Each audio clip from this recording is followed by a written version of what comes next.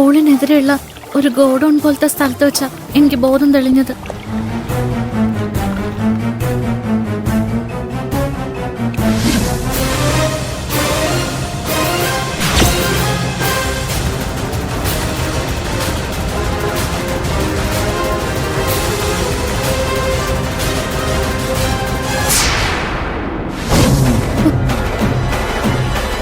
പ്രിയൻ ചേട്ടനും ജയന്തി ചേച്ചിയും സൗന്ദര്യയും മോഹൻ ചേട്ടനും എല്ലാരും എന്റെ ചുറ്റും ഉണ്ടായിരുന്നു.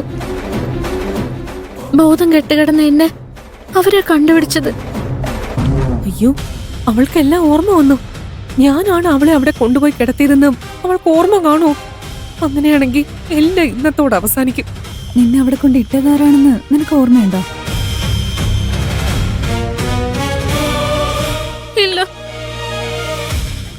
ഭാഗ്യം. സാരമില്ല, നീ ഇങ്ങനെ ടെൻഷൻ ആവണ്ട. പതുക്കെ നിനക്കതൊക്കെ ഓർമ്മ വരും.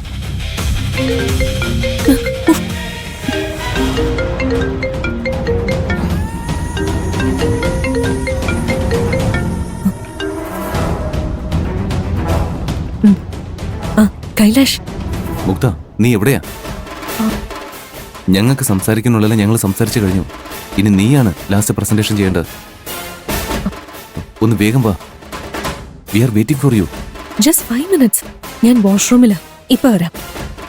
Okay, come fast. ഒരു 5 minutes.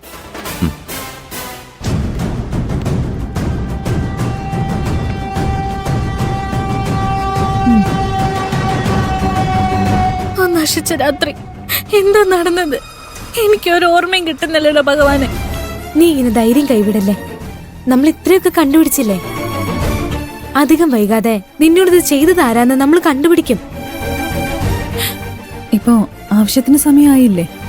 നമുക്ക് റിസപ്ഷനിൽ പോയി CCTV ഫുട്ടേജ് ചോദിക്കാം. വെറുതെ ഈ സ്ഥലങ്ങൾ കണ്ടപ്പോ തന്നെ ഇവൾക്ക് ഇത്രയൊക്കെ ഓർമ്മ വന്നില്ലേ? അന്ന് നടന്നതിന്റെ വീഡിയോ കാണുമ്പോ ഇവൾക്ക് കൂടുതൽ എന്തെങ്കിലും ഓർമ്മ വന്നാലോ? ശരിയാ, വാ. യെസ് സർ, നിങ്ങൾ വരുമ്പോഴേക്കും ഞങ്ങൾ എല്ലാ അറേഞ്ച്മെന്റ്സും ചെയ്തു വെച്ചോളാം. ധൈര്യമായിട്ട് വന്നോളൂ. Okay sir, thank you so much. Yes sir, video footage ready ആയില്ലേ? ഏത് ഫുട്ടേജ്? പുറത്തുള്ള ഏതെങ്കിലും CCTVയുടെ ഫുട്ടേജ് ആണെങ്കിലും മതി. അതൊന്ന് കാണിക്ക സർ. അത് കണ്ടാ ഞങ്ങൾക്ക് എന്തെങ്കിലും ഒരു തുമ്പ് കിട്ടും. ഞങ്ങൾ ഇപ്പോഴാണ് സിസ്റ്റം ചെക്ക് ചെയ്തത്. ഒരു പ്രശ്നമുണ്ട്. എന്താ സർ പ്രശ്നം? ആ ഫുട്ടേജ് ഇവിടെ ഇല്ല.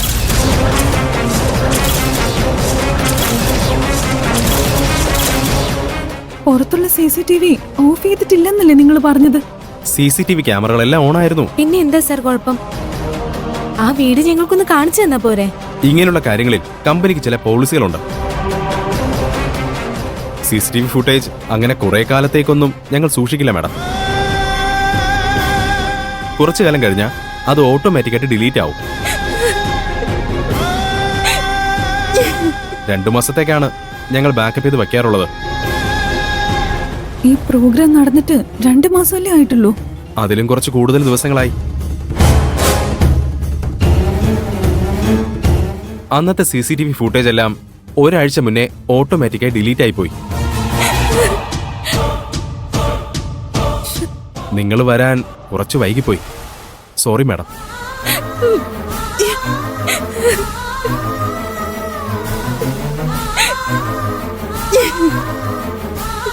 കരയില്ലേ? സർ, ആ വീഡിയോ കിട്ടിയില്ലെങ്കിൽ എന്റെ ജീവിതം തകർന്നു പോകും. ഒരുപാട് പ്രതീക്ഷകളോടെ ഞാൻ ഇങ്ങോട്ട് വന്നത്. ദയവ് ചെയ്ത് കൈവിടരുത്. എനിക്ക് നിങ്ങളെ സഹായിക്കാനുള്ള ഉദ്ദേശമില്ലായിരുന്നെങ്കിൽ ഞാൻ എന്തിനാ മാഡം ആ ഫുട്ടേജ് ചെക്ക് ചെയ്യാൻ പറഞ്ഞേ? ശരിക്കും പറഞ്ഞ പോലീസിന്റെ റിട്ടേൺ പെർമിഷൻ ഇല്ലാതെ പുറത്തു നിന്നും വരുന്ന ഒരാളെ CCTV ദൃശ്യങ്ങൾ കാണിക്കേണ്ട ഒരാവശ്യവും ഞങ്ങൾക്കില്ല. നിങ്ങളുടെ അവസ്ഥ കണ്ട് വിഷമം തോന്നിയതുകൊണ്ടാ ഞാൻ സഹായിക്കാമെന്ന് തീരുമാനിച്ചത്. എന്നെ കൊണ്ട് പറ്റുന്നതാണെങ്കിൽ ഞാൻ സഹായിക്കാം. സമയദോഷം കൊണ്ട് ആ വീഡിയോ ഡിലീറ്റ് ആയിപ്പോയി. എനിക്കിനി എന്ത് ചെയ്യാൻ പറ്റും മാഡം? സർ, ആ വീഡിയോ എങ്ങനെയെങ്കിലും റിക്കവർ ചെയ്യാൻ പറ്റുമോ? കാശ് ചെലവുണ്ടെങ്കിലും കുഴപ്പമില്ല സർ. 2 മാസം മുമ്പത്തെ ഫുട്ടേജ് അല്ലേ മാഡം? അതിനി റിക്കവർ ചെയ്യാനൊന്നും പറ്റില്ല. ദയവ് ചെയ്ത് ഞങ്ങളുടെ അവസ്ഥയൊന്നും മനസ്സിലാക്കണം. ഈ റിസോർട്ടിൽ വെച്ച് ഇത്രയും വലിയൊരു പ്രശ്നം ഉണ്ടായിട്ടും നിങ്ങൾ കൈയൊഴിയുന്നത് ശരിയാണോ? ഇവിടെ വരുന്നവരുടെ സുരക്ഷ ഉറപ്പുവരുത്തേണ്ടത് നിങ്ങളുടെയും കൂടെ ഉത്തരവാദിത്വമല്ലേ? ഒരു മോതിരം കാണാതെ പോയതിന് എന്തിനാ മേഡം ഇത്രയും ബഹളം ഉണ്ടാക്കുന്നത്?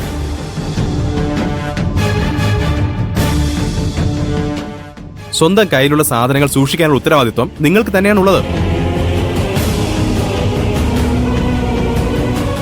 ഇനി എങ്ങാനും അതിവിടെ വെച്ച് നഷ്ടപ്പെട്ടു പോയെങ്കിൽ അപ്പൊ തന്നെ ഞങ്ങളെ വിവരം അറിയിക്കണമായിരുന്നു.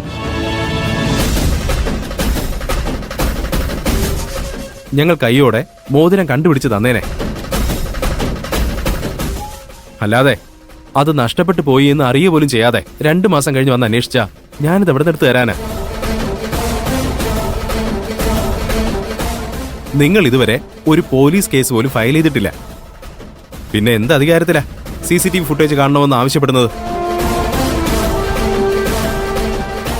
പെൺകുട്ടികളല്ലേ എന്ന് കരുതി റൂൾസിൽ കുറച്ച് അയവ് കാണിച്ചപ്പോ നിങ്ങൾ എന്നെ കുറ്റപ്പെടുത്തുകയാണോ?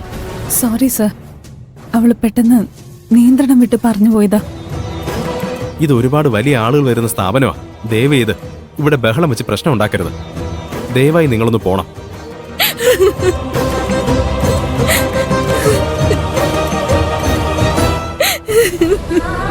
കരയില്ലേ പാറു? പാറു, പാറു നിൽക്ക് നിൽക്ക്.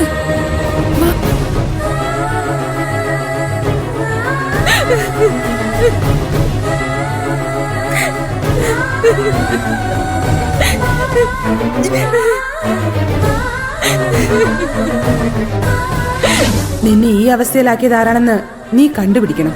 ഇല്ലെങ്കിൽ ഉണ്ടാക്കാൻ പോകുന്ന പ്രശ്നങ്ങള് അവൾക്ക് താങ്ങാനാവില്ല.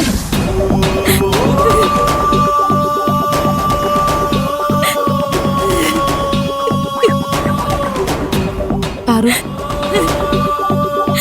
എനിക്ക് എന്താ സംഭവിച്ചത് എന്നതിന്റെ തെളിവ് ഇവിടുന്ന് കിട്ടുന്ന ഞാൻ പ്രതീക്ഷിച്ചത്. എന്റെ ജീവിതം തകർന്നു കഴിഞ്ഞു. അതിനുത്തരവാദിയായ ആളെ കണ്ടുപിടിച്ച് ശിക്ഷിക്കാൻ മാത്രം ഇനി എന്റെ ലക്ഷ്യം.